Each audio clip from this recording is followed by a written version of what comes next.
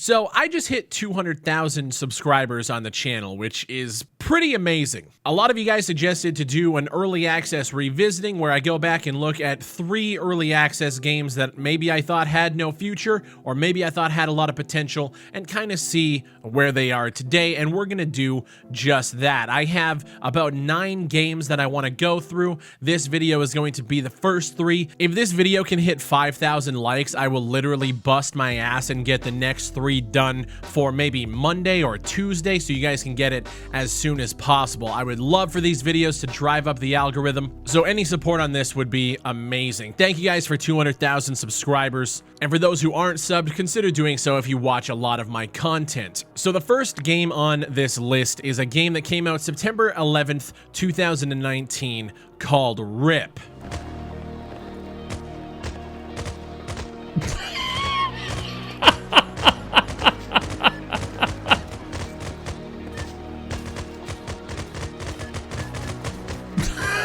This is fucking... What happens if I hit the mountain? No, nothing. Got it. Okay, cool. Yep, no, that makes sense. Totally makes... Okay, that one, yeah, you can't, Oh, is this really happening? RIP was an all-out war simulation on the ground, in the air, or at sea, with 4 different soldier classes and their specific weapons in many different scenario maps, from the Middle Eastern desert to a well-isolated bunker. Now, this game was an absolute disaster. It was developed and published by Inverted Souls. There were so many glitches and bugs within this game when I covered it. Oh, yeah. Holy shit, bro. Wow, that's so. Wait, do the grenades hurt you at all? Oh, that went to the ground. Okay, hold on. Oh, that went through the wall. You could drive vehicles all the way underwater. There was no like water drown physics. The game itself, in terms of the gunplay, was just so janky and kind of oddly, weirdly fast-paced for a game like this. It was your budget Battlefield, and when I say budget, I mean like rubbing 2 cents together to buy a video game budget. But the game itself was $20. The game felt more like a slice before a pre-alpha, like what you would call like a proof of concept, but they actually put it out for sale using the early access guys to say, hey, we're working on this with the community. It was all bullshit and we knew it. The game was estimated to be in early access for 6 months to a year, so the nice 6 to 12 month that we see in almost all of the early access scams that I've covered. The game is still in early access, with the last update actually releasing about 6 months after the game was out on May 14th, 2020. So actually just over a year, and the game has had no updates. And the excuse for not updating the game, they say about the long gap between those 3 updates right now, which they say more coming, which was obviously bullshit. And the previous ones, updates need a lot of time, especially this one's with airplanes. And there's always a need for resources, money, and time, which I needed to accumulate to be able to work on this project further, as it is an indie game that is 100% self-funded. They want them to help them spread the word and help them grow the community because it is a big project, but the beta squad team and me are very passionate about it. So they have no money, they have no resources, they have no funding, which means this game is most likely dead in the water. It's literally living up to the name RIP. Who would have thought? The next game on the list is a game that I actually thought had a lot of potential, and that is Rogue Heist.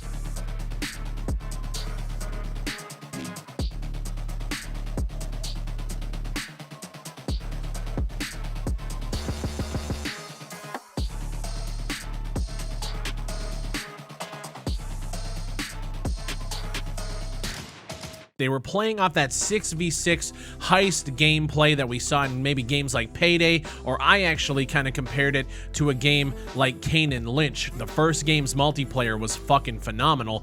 Rogue Heist was released August 21st, 2019. And leading up to that, I had the developers in my DMs following myself as well as Mr. Abel Green, and they were trying to get shooter enthusiast gaming channels on board for this game. It was a 6v6 multiplayer game where you're sent in with a team to steal and outrun an opponent at the same time. The game had a lot of things that needed to be fixed in terms of balancing, but the gameplay itself actually wasn't too bad. I could see a lot of potential with a game like this if they could, you know, develop it and push it forward. And surprise, surprise, the last update for the game came out about 3 weeks after the game was released, and we haven't heard anything from them since. Now, I reached out to one of the developers in May of 2020, so actually just over a year ago, and I asked them, like, hey, what's going on with Rogue Heist? Their answer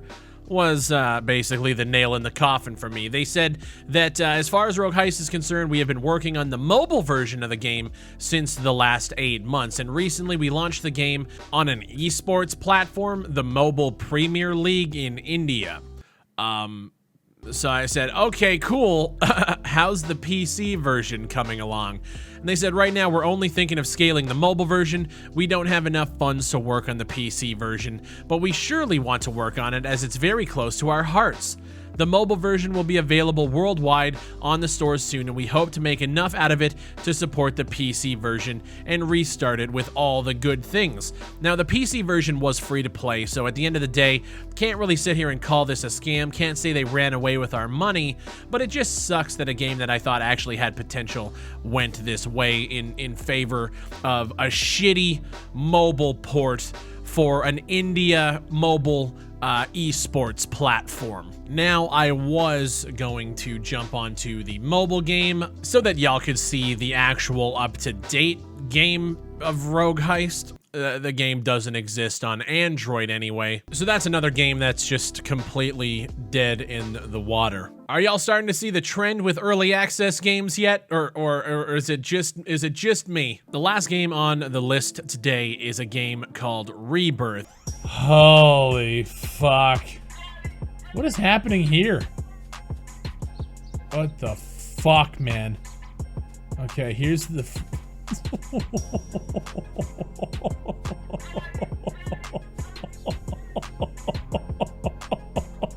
It released February 26th, 2019, and it was a survival game that came out, and I'll be honest, this was probably one of my favorite early access videos that I've ever done, because all of the pictures on the store made the game look a lot better than it was. When you actually jumped into the game, you were walking around, you know, floating houses with no walls rendered in. The game was running at like 10 FPS. The character model was jank.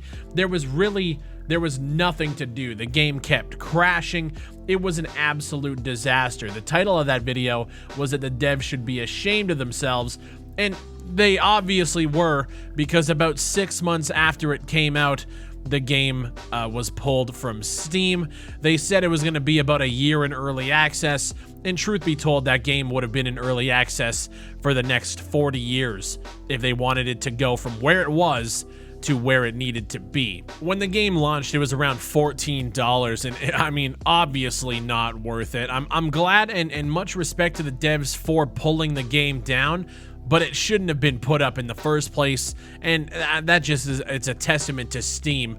It shouldn't have been put out onto your marketplace. The fact of the matter is that a vast majority of games that enter early access with these grand ideas and large plans, but not a large budget and not a large team, they're never going to get completed, or if they do get completed, they're never going to be what the developers originally promised. And the problem with it is they're asking for our money to fund those pipe dreams. Rebirth was never going to be the vast survival game that they claimed it was going to be. RIP was never going to be that budget Battlefield. RIP is not even close to even playable at this point. Rogue Heist had a chance to be something special, but they squandered it and threw it all away for a mobile game. And that's really just the sad reality of the PC marketplace. There's a lot of great games that we do talk about on this channel,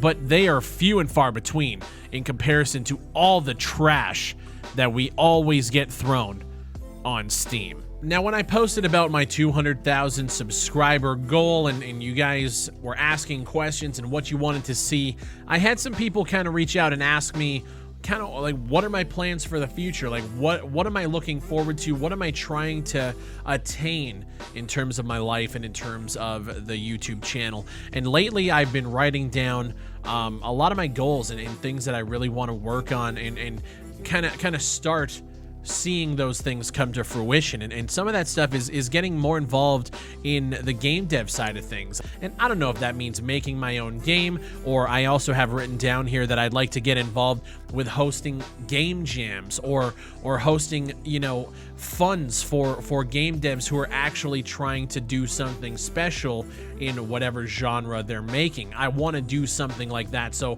while it might not necessarily be me coding in the basement for 12 hours a fucking day, it might be me doing what I can to support game devs who are doing it right outside of just making a video covering their game or their project. And I also have more personal goals. Like on the channel, I'd like to hit a consistent 4 million monthly views consistently month to month. That's a long way out. I'm usually getting around 1.2, 1.3 at this point. I want to see that 4x. That's a goal that's kind of a long way off. I do like these subscriber goals, but at the end of the day, me making good content and you guys watching it is what's paying the bills and allowing me to even consider being able to do those kind of things that can actually, you know, change somebody's life or help them start a project that could come to fruition. I also want to get involved with PC accessories, stuff like mouse pads and keyboards and other things. I just want to take this brand that I've created to the next level, and I have a lot of ideas floating in my head that I might not want to put out yet, but it's just something that I've been kind of documenting and writing down to help kind of keep inside my head. I have a lot of dreams, I have a lot of goals, and we're here right now at 200,000 subscribers because you guys are supporting the channel. You're liking what we're doing here and on Twitch. Monday to Friday, I'm live over there. We're talking about things like, I mean, recently with this Earth 2 fiasco that's going on, we're always over there trying to keep up with the latest and greatest, and I'm working on cutting those up and giving you guys more highlights, which I think you guys are actually enjoying. Most of the Earth 2 content that you guys are seeing on the channel is actually coming from my Twitch channel. So we're over there grinding Monday to Friday. I'm chopping up videos. I'm trying to just do what I can to grow this thing into something bigger. And trust me, I already have plans to be able to take some of that revenue that I'll be making and give it back to game devs who are actually doing something real. I know most YouTubers do like Q&As like, hey, you know, we hit 200,000 subs, ask me anything. I don't really do that shit. My life really isn't that interesting. We grind, we work, we play games over on Twitch. You guys can see my life. You know, I'm there with my girl Fuzzy. We're playing every single fucking day. We're playing games for you guys, and we're just chatting with all of you. So like, you guys can just come over to my Twitch if you want to know more about my life. We're live right there. You guys can get an inside look. But other than that, man, we're grinding. I'm hoping to see 1 million subs one day. But again, I'm just more or less looking for getting consistent content out there and obviously getting more views so I can just kind of take this thing to whatever the next level is. I'm starting to work on that. So thank you guys so much for riding with me and supporting the channel. We're 200,000 strong here. And yeah, my name is Bigfry, and I'll see you on the next one.